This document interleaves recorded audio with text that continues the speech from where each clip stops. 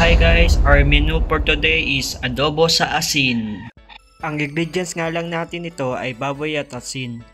Hiniwa ko na nga ito sa maliliit na parte para madaling maluto. O diba, ang galing ko maghiwa ng baboy.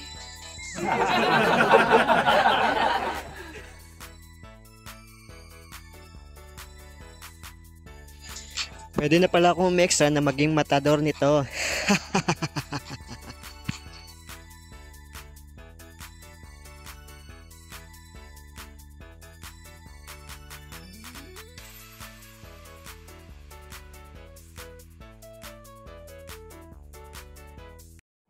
Ayan nga at natapos ko na ang paghihiwa ng baboy.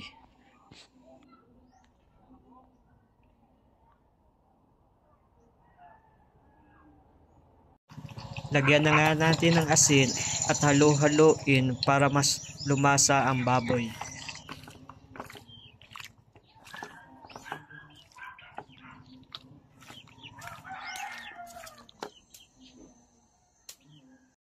Habang naghihintay nga tayo na ma-absorb ng baboy ang asin, ay pwede na natin painitin ang kawali.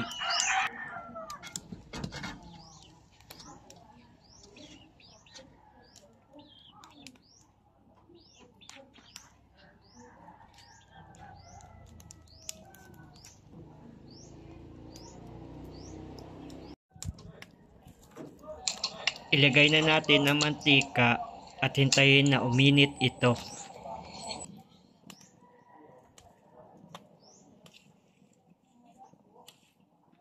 Pag uminit na nga ang mantika, ay pwede na natin simulan ang pagluto ng baboy. Hintayin na nga lang natin na maluto ang baboy. Habang naghihintay ay pwede tayo mag-TikTok, gumawa ng reels, para hindi naman masayang ang ating oras sa paghihintay. Ayan, pagkatapos nga ng ilang minuto ay luto na ang ating adobo sa asin. Ang adobo sa asin pala ay isang Bisaya term. Sa Tagalog ay piniritong baboy ang tawag dito.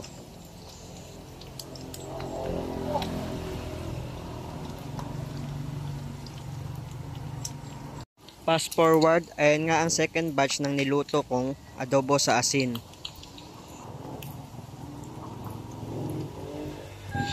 Wow! Tingin pa lang, mukhang masarap na. Parang ako, masarap magmahal. No!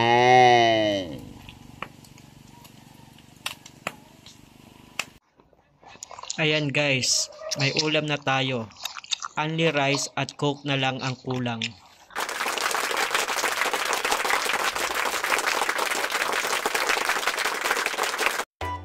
Thank you for watching guys. Have a nice day.